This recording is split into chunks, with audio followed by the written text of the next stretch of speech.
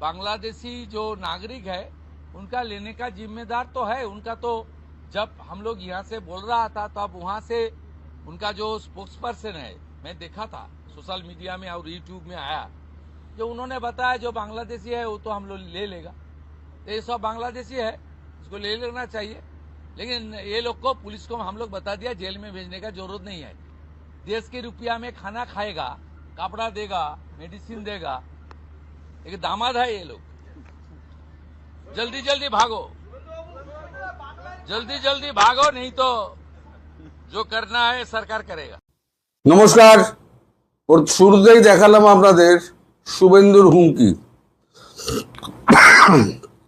শুভেন্দু অধিকারী পরিষ্কার বলে দিলেন যে আমরা বসিয়ে জেলে খাওয়াবো না, জেলে রেখে জলদি জলদি ভাগ যাও, नहीं तो जो करना है वो सरकार करेगी। মানে সরকারের যা করার সরকার করবে। এখন কি হবে, সরকার কি করবে, তার মানে যেটা বলতে পারছেন না, অজ্জু রেখে গেছে, সেটা হচ্ছে নোম্যান্স ল্যান্ডে গভীর রাতে ছেড়ে দেওয়া, গেট খুলে ছেড়ে দেওয়া বিভিন্ন অঞ্চল দিয়ে। 3 দিকে তো কত জায়গায় বিজিবি পোস্টিং দেবে, যে কোনো একটা রাস্তা খুলে দিয়ে সেখানে নোম্যান্স ল্যান্ডে ছেড়ে দেবে।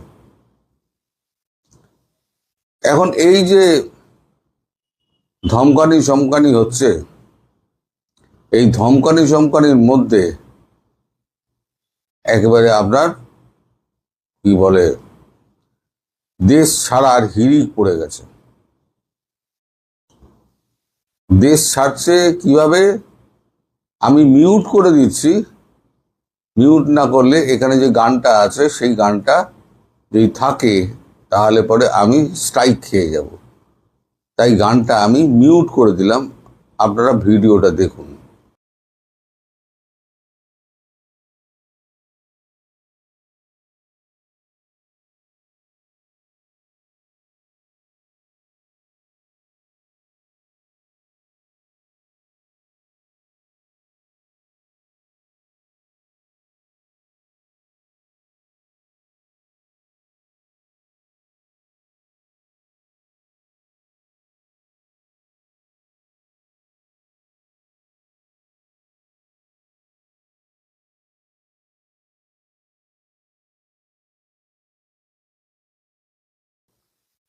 এবার এরা গিয়ে জড়ো হচ্ছে কোথায়, বিভিন্ন বর্ডারে, কখনো গেদে, কখনো বনগা, দর্শনা বর্ডার, ওইখানে গিয়ে জড়ো হচ্ছে। কিছু কিছু কোচবিহার থেকে পালিয়ে যাচ্ছে। লম্বা লাইন এদের সব চলেছে। কাজ কাম করছিলাম, এখন এই নতুন সরকার বলছে থাকা হবে না, জেলে করে দেবো। কোথায় বাড়ি? ওখানে বাংলাদেশে সাতক্ষীরা বকচরা। সাতক্ষীরা, মানে ওপারেই বাড়ি। কত বছর আগে এসেছি? আমি তখন ছোট ছিলাম, তখন এসেছি। তো তোমার এখানে বিয়ে করেছিলে না ওখান থেকে বিয়ে হয়ে এসছে? না, এখানে বিয়ে হয়েছিল। তো স্বামী কোথাকার, এখানকার না? এখানকার। ছেলে মেয়ে জন্মালো হসপিটালে। কোন hospital? Sealdah. Sealdah lady doctor. Lady doctor. আচ্ছা, চলে যাওয়া। সবাই মিডিয়ায় দেখছি, সবাই বলছে যে মুসলিমদের তাড়িয়ে দেয়, তোমাদের রাখবে না, তাদের জন্য আমরা এখন ফিরে চলে যাচ্ছি ভয়তে। নিজেরাই চলে যাবে? হ্যাঁ, নিজেরাই চলে যাচ্ছি। কি করবো, না থাকতে দিলে আর তো কিছু করার নেই। কিভাবে এসেছিলে, কোন বর্ডার দিয়ে? ও আছে তোমার আছে আংরালি বন্যা বেড়ে ওই লাইন দিয়ে। কিভাবে এলে পারে? ও সাঁতরিয়ে সাঁতরে এসেছিলে, তো তারপর ফেরত যাচ্ছ কেন? এখন থাকতে দিচ্ছে না সরকারে। আমার নাম রোজিনা বিবি। কোথায় থাকতেন এখানে? আমি এখানে দমদম থাকতাম। ওই টাকা দিয়ে আসছিলাম।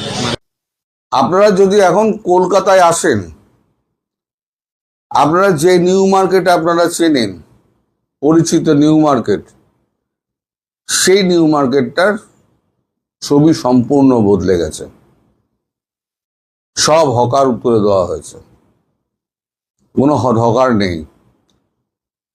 তারা আপাতত পথের ধারে গুটিয়ে ফুটিয়ে রেখে দিয়েছে, বলেছে আমরা দোকান চালাবো না, আমাদের কিছুদিন সময় দেওয়া হোক।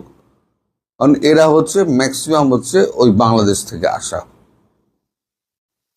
তারা ওই নকল কাটফাট করে নিয়েছে, নকল কাটফাট করে তারা এখানে দিব্যি ওই আমাদের নেতাদের পয়সা দিত, পয়সা দিয়ে তারা সমস্ত এখানে মানে ব্যবসা করত। এখন এর মধ্যে আমাদের দেশের লোক রয়েছে। এই অঞ্চলটা পুরো এই যে তাজ বেঙ্গলের নিচে, এই গ্র্যান্ডের নিচে এবং এই যে নিউ মার্কেট চত্বরে, এই সমস্ত এরিয়াগুলো পার্ক স্ট্রিট থেকে চৌরঙ্গি থেকে সব মুসলিমদের দখলে।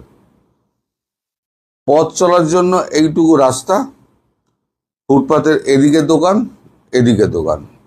ওই মধ্যিখানে রাস্তাটা রেখেছে কেন? মধ্যিখানে রাস্তাটা রেখেছে যদি না ঢুকতে পারে তাহলে পরে কিনবে কি করে, তাই ওই মধ্যিখানে রাস্তাটুকু রাখা আছে, নইলে সেটিও বন্ধ করে দিত। এখন দুটি ছবি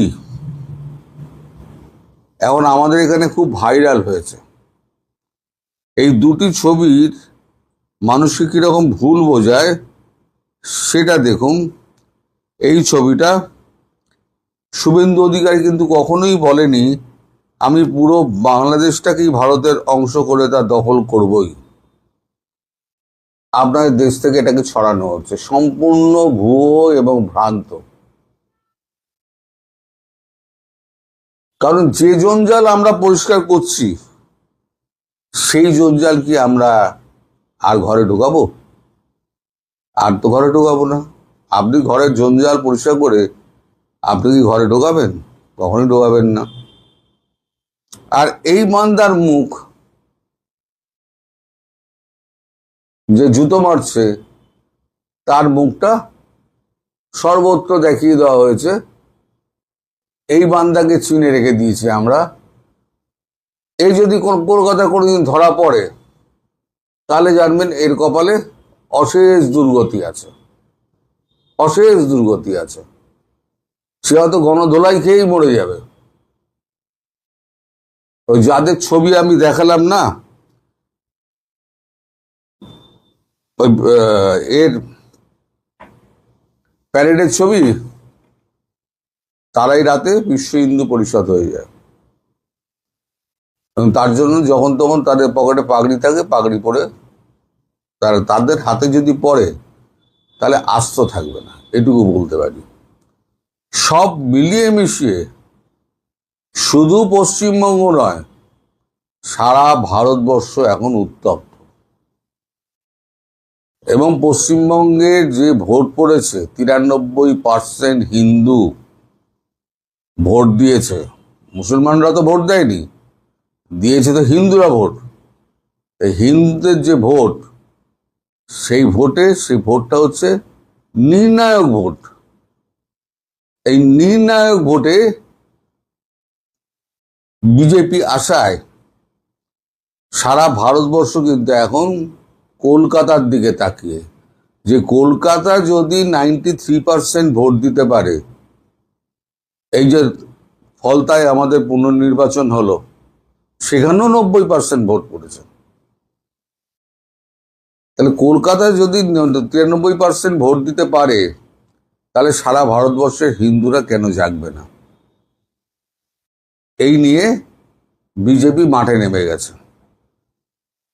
19টা রাজ্যে বিজেপি অলরেডি দখল করে নিয়েছে, আর বাকি যেটুকু আছে সেটুকুও দখল হয়ে যাবে। আর তৃণমূল তো দুর্মুষ হয়ে গিয়েছে। তৃণমূল নেত্রী তিনি বাইরে বেরোচ্ছেন না, তার যে ভাইপো অভিষেক তিনিও ঘরে ঢুকে বসে আছেন। আর তৃণমূল নেত্রী আবার গোসা হয়েছে, তিনি বলেছেন না আমি আর টেলিভিশনে আমি কোনো রকম সাক্ষাৎকার দেব না। আসলে সাক্ষাৎকার দিতে গেলে নানান প্রশ্নের সম্মুখীন হতে হবে, তাই তিনি একতরফা বলে যাওয়ার জন্য ফেসবুক লাইভকে তিনি বেছে নিয়েছেন। তাহলে চূড়ান্ত জনপ্রিয়তার সঙ্গে এসে 15 বছর মুখ্যমন্ত্রিত্ব করে একজন মুখ্যমন্ত্রীকে ফেসবুক লাইভে তার এদের সমর্থকদের বার্তা দিতে হচ্ছে, তার বাইরে আসার ক্ষমতা নেই। এইদিকে অবৈধ নির্মাণের জন্য অভিষেকের বাড়িতে নোটিশ দিয়ে দেওয়া হয়েছে, কোটি কোটি টাকা খরচা করে বাড়ি তৈরি করেছিল, নোটিশ ধরিয়ে দেওয়া হয়েছে। গতকালকে পুলিশের লোক গেছিল, গিয়ে আবার তাকে নোটিশ ফোটিশ ধরিয়ে এসছে। এইবার কোন দিনকে ভাঙার কাজ শুরু হয়ে যাবে সেদিন দেখবেন ওটা একটা হটস্পট হয়ে গিয়েছে, সর্বত্র ওই ছবি ঘুরে বেড়াচ্ছে। আমার হাতে এলে আমিও দেখাবো যে বুলডোজার দিয়ে একটা শান্তিনিকেতন ভাঙা হচ্ছে। শান্তি বলবো না, অশান্তি নিকেতন ভাঙা হচ্ছে। তিনি নিজেকে যুবরাজ বলে অভিহিত করতেন, তিনি হেলিকপ্টার ছাড়া চলতেন না, রাজা বাদশাদের মতো তাঁবু খাটিয়ে তিনি ঘুরে বেড়াতেন। আসলে পয়সা তো আসতো বিদেশ থেকে, সেই পয়সা যেত জামাতের কাছে। দখল করার ইচ্ছা ছিল জামাতকে দিয়ে পশ্চিমবঙ্গ দখল করাবেন, সেভেন সিস্টার সহ। তারপর উনি একদম পূর্ব বাংলা নাম দিয়ে ওখানকার তিনি প্রধানমন্ত্রী হবেন, এটা তার খায়েশ ছিল। তারপর ভাইপোকে সেই দেশের প্রধানমন্ত্রী করে দিয়ে তিনি অক্কা পেতেন। যাই হোক, এখন এই হচ্ছে আমাদের ভারতবর্ষের অবস্থা, বিশেষ করে পশ্চিমবঙ্গের অবস্থা। এখন আগুনের মতো টকবক করে ফুটছে। ভিডিওটা এখানে শেষ করছি। সবাই ভালো থাকবেন, সুস্থ থাকবেন এবং সাবধানে থাকবেন। নমস্কার।